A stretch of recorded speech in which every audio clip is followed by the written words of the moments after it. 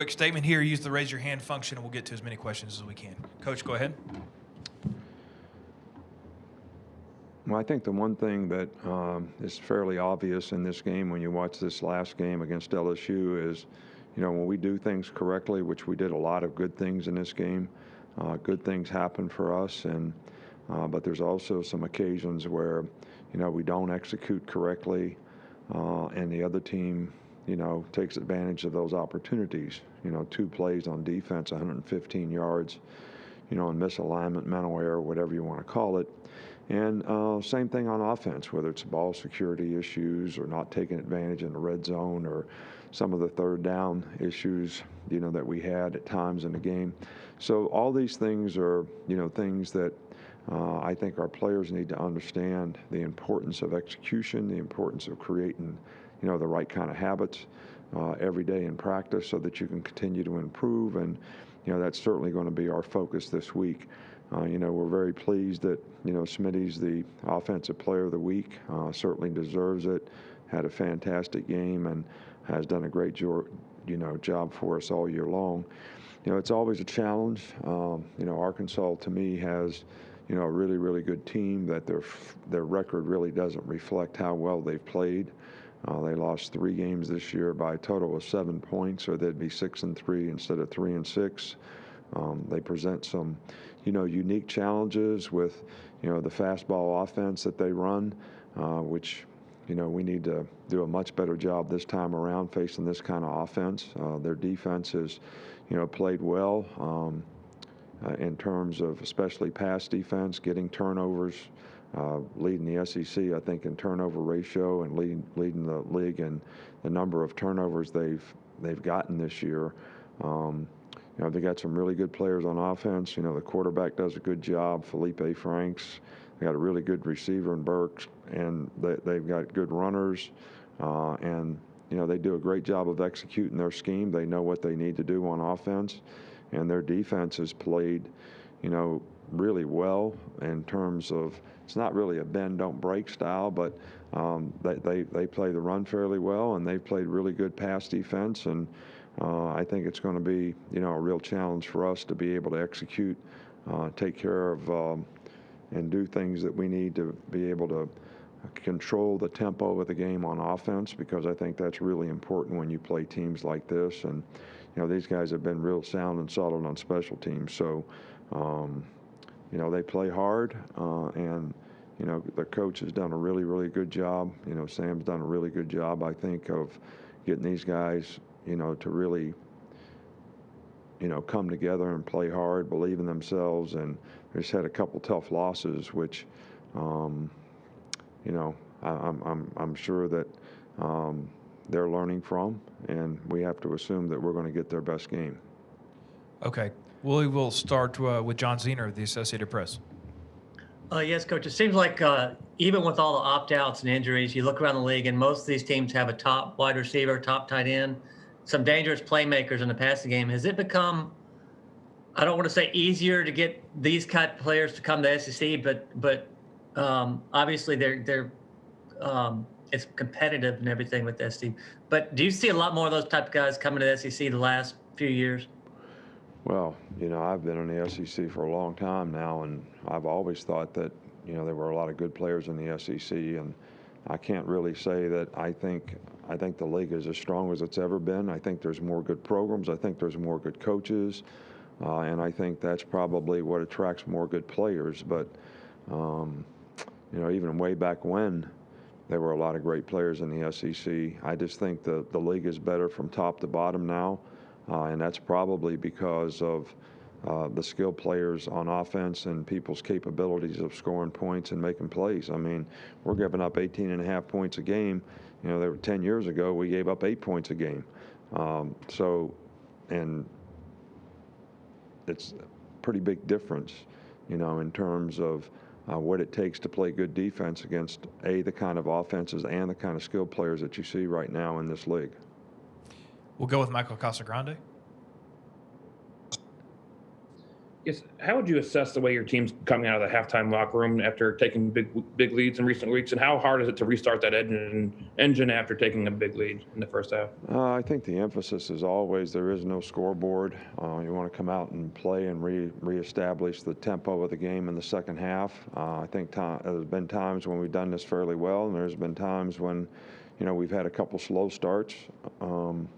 So, it's always something that you're trying to focus on and work with, with the team.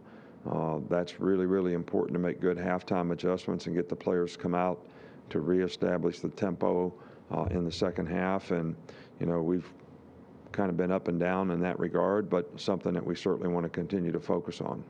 Go with Brett Hudson. LSU threw at Josh Jobe a few times early in that game, and he's been targeted more frequently lately than he was in the beginning of the season. How do you think he stood up to that? Well, I think Josh has played really well for us, and they threw the ball at Patrick just as much as they threw at him. So, sometimes we're not playing man-to-man every down. So when a guy catches an out route in front of you, that doesn't necessarily mean you did a poor job. But the big thing is we didn't give up explosive plays when we were in coverage. One of the mental errors in the game was a miscommunication. Wasn't really all his fault. He's supposed to be communicated to by other players, so we just weren't on the same page. But I think Josh has done a really good job for us. He's really maintained a level of consistency in his play, which has really been good all year long. We'll go with Jeff Spiegel. Nick, I know road games can be stressful on coaches, but how much more stressful are they when COVID-19 comes into play? Well, I think it's always a concern when, in the circumstance that we all live in now, which I think we all should be concerned about, is, when you can stay in your bubble, there's a little more sort of security, safety involved in that because you're around the same people. You can social distance, you can wear a mask. I think once you sort of go out, fly around on an airplane, go to a hotel, you're probably exposed to a little more. So that's always a little concerning to us. And we certainly do everything that we can to educate the players on, how to stay safe in those situations. So, and we're going to try to continue to do that. But, we have to play games on the road, so we have to be able to manage that situation the best we can. Aaron Suttles. Nick, I know you had a misalignment that allowed an explosive play, a running play against LSU, but 3 of the last 4 opponents you've held under 100 yards rushing. How have you seen your front seven develop in that regard, and how has Will Anderson's play and his development played into that? Well, I think Will's played well for us. I think Chris Allen's played well for us. I think both outside backers have. I think we have more guys playing with more consistency up front.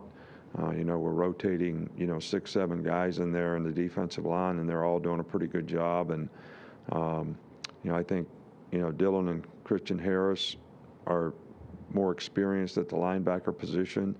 And I just think we're playing much better together as a team. I think all those things contribute to it. I think the tackling's been a little bit better than it was earlier in the year. So I think all those things really contribute to it. The run force has been better. So we just got to keep on harping on the fact that if everybody does their job, we have a chance for the defense to work because we're playing team defense and everybody's playing together. Charlie Potter. Hey, Coach. Now that you guys know you'll be playing in Atlanta next week, how important will it be to get the guys to not look ahead and overlook this Arkansas team? Well, I think it's really important. I think this is our next game. This is what we need to be focused on. We need to respect their team. Their team's capable of beating anybody that they've demonstrated, all year long. So there's no question about the fact that, this is a little bit of a historic game for us, too. We've only had one team around here that went undefeated. And it wasn't as difficult for that team to go undefeated as it is for this team playing, 10 SEC games. So I think anytime you play on the road in the SEC, you've got to be ready to play. And you got to respect the fact that the team that you're playing certainly is capable of beating you if you don't execute, which was, the point made in the beginning of this statement. When we execute, good things happen. When we don't, we allow the other team opportunities on both sides of the ball. Tony Sakalas. Do you remember having a team as balanced as the one you do this year? And then what does that speak of the play of your offensive line, that you guys are able to, excel both in the passing game and in the running game? Well, the offensive line has done a really good job. I mean,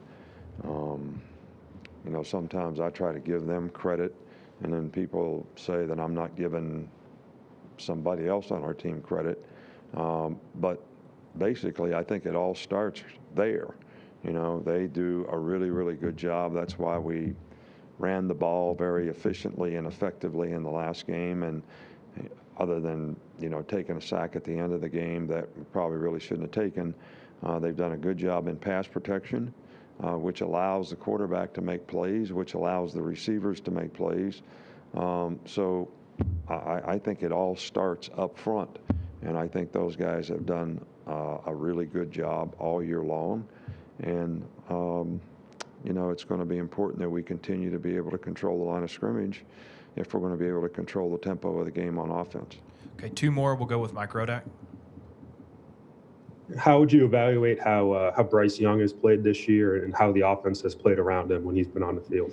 Well, I don't know if it's fair to, we're trying to get Bryce experience, and obviously the more experience he gets, the more confidence that he'll have. We've tried to put him in games where, we left good players around him so that he would have some opportunities. And, he's still learning and he's still growing. And I think it's, going to be important for us to continue to enhance his development so that if he has to play, he's going to be able to go in there and play winning football for us.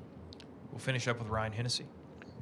Coach Felipe Franks, you've been in the SC for a couple of years, new team now. What kind of challenges does he bring on Saturday against you guys? Well, he's a very talented guy. He's a very good passer. I think he has a good understanding of what they're doing on offense. He gets the ball to the right guys. They've had some pretty good playmakers. 16 is really a good player for them. They've been able to have balance on the offense with, and they present a lot of challenges with the formations and adjustments, and he does a good job of orchestrating all that. And he's athletic enough to beat you with his feet. If you get him covered sometimes on third down, he runs for a first down. He scrambles, extends plays. He's a very good player. All right, Coach, thanks for your time. Thank you.